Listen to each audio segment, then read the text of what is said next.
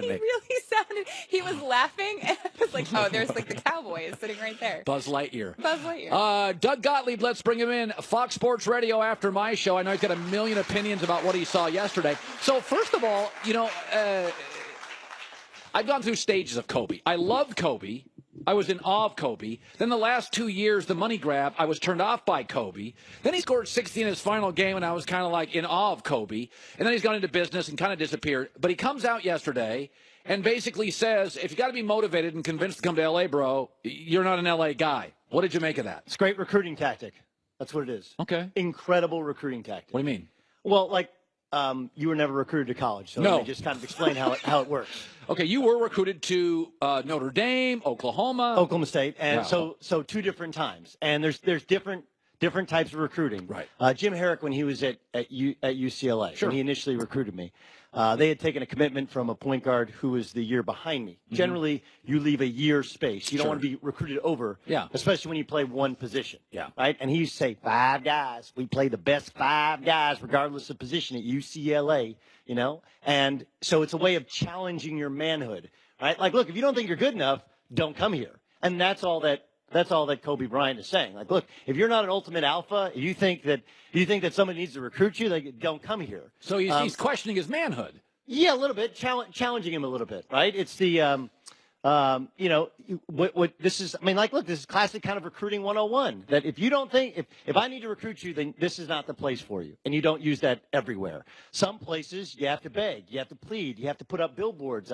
We're going to make you bigger than life. You have to understand the mental makeup of a Paul George, who wasn't recruited by the elite schools in Southern California, right? He from Southern California, but UCLA didn't want him, USC didn't want him, heck, San Diego State didn't want him. He goes to Fresno State, and even then kind of has an up-and-down college career, leaves early and gets drafted in the pros. So I think he understands that Paul George returning back home to L.A., where now all of a sudden people want him, people need him, the Lakers need him. I think Kobe he's an exceptionally intelligent guy, understanding not just how you recruit, but who you're recruiting. And that's the tactic he's taken with Paul George. Listen, I'm not outside of the baseball All-Star game, which I think is interesting. I don't watch the Pro Bowl. I think it's unwatchable. I watched the game yesterday for about 90% of it because I kind of wanted to see the new format. I don't think the new format saved the game. I think LeBron giving a rip late in the second half kind of changed the game. Like, players were involved. Players cared about defense. What do you make as a basketball guy? Your dad was a coach. You played at a high level. You have a lot of connections. They obviously tweaked it, Doug, because last year was a mess. Bad. It was it was embarrassing last year. It was basically a bad version of a more talented version of what you see on a playground. No, on the playground you play to win. You play to win. Last year they just played to score, and they just kind of were out there having fun. I think, look, you can say a lot of different things about NBA players, and I would vote Draymond Green as the guy who enjoyed himself in Los Angeles the most, right? Like, I'm sure whoever was guarding Draymond was smelling the booze coming off, and like Draymond was just like, yo, I'm just here. I'm just at the game because I have to be. Right. But there were some guys, and I think it was helped by a Joel Embiid, who, because it was his first time there, because he's put on the stage, like, he felt obligated to show up and play some defense and was in the game late. So I think there's but the one thing that most all these NBA guys have is pride, and they don't want the celebration of their sport to be called kind of a clown show and a joke, and that's what it was. So look, I don't think it was a great game. Look at these shots. If you watch the first 3 quarters, I watched with my son some. He's like, why aren't they playing defense? Why aren't they playing hard? Right. But the last at least half of a quarter and maybe entire fourth quarter, they played relatively hard. In the last couple possessions, they kind of went out a little bit. There were some fouls, some blocked shots. And, of course, the very last possession, Team LeBron shut down Steph Curry, couldn't get a shot off. Right. So I think it was a lot better in comparison to last year. But it still wasn't a great game. I think the root of it was not just LeBron, but dividing up the teams, playing for cash, and the fact that it was called a joke last year, and so there was kind of league pride on the line. It was better. I just don't know if this format lasts or they need to continue tweaking the format so they keep getting different energy out of it. So LeBron James, and I said his tree has more branches. I don't think LeBron's a guy you can jam in a box. I think he's iconic. I think, one of the people I would compare him to is Pele, where Pele became kind of the soccer player. Like, he was more than a soccer player. He was, if you said Pele in America, you're like, oh, soccer guy. You don't even need to ever see him play. I feel there are people like that. Tiger Woods in golf. You couldn't put Tiger in a box. Tiger left, 50% of the ratings died. I feel the same way with LeBron. You can't jam LeBron into a box. He is the industry. His political speech, Laura Ingraham, Fox News, doesn't like it. I don't know much about her. She's a conservative woman who's been a broadcaster and author for years. She fires back. And, of course, LeBron and Kevin Durant and their followers fire back. How did it land for you?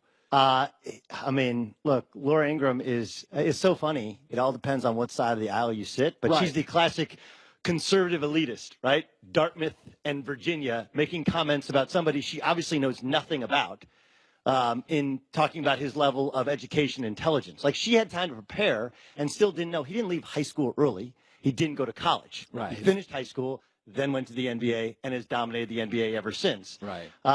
And if you do a little research, she's going to backpedal on this thing, just like she used to be a huge homophobe, and then turns out I think her brother's homosexual, and she completely changed her views on homosexuality. Right. She's going to completely change her views on LeBron.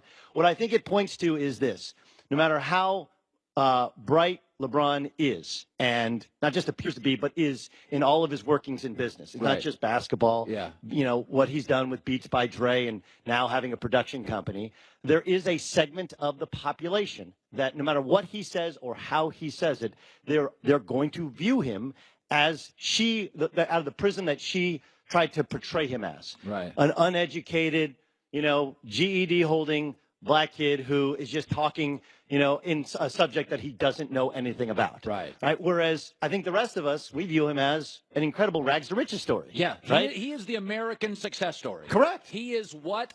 Not just that, but he's clearly bright, right? He has existential intelligence. He has interpersonal intelligence. Okay, so maybe sometimes his You and syntax... I know the guys that hang his business partners. They're all smart dudes. Right. Well, and of course, this is kind of, it's funny. This is classic elitist talk. When you haven't gone to Dartmouth and Virginia, you assume that somebody who didn't go to college must not be bright. By the way, no one has ever said shut up and dribble. The reason she couldn't find a quote for, so somebody once said, shut up and dribble. No one's ever said that. You're quoting yourself. So just say, like, here's a quote, shut up and dribble. And then we could say Laura Ingraham said, shut up and dribble. But she's quoting, someone once said, who? Point out who. You got plenty of time to research.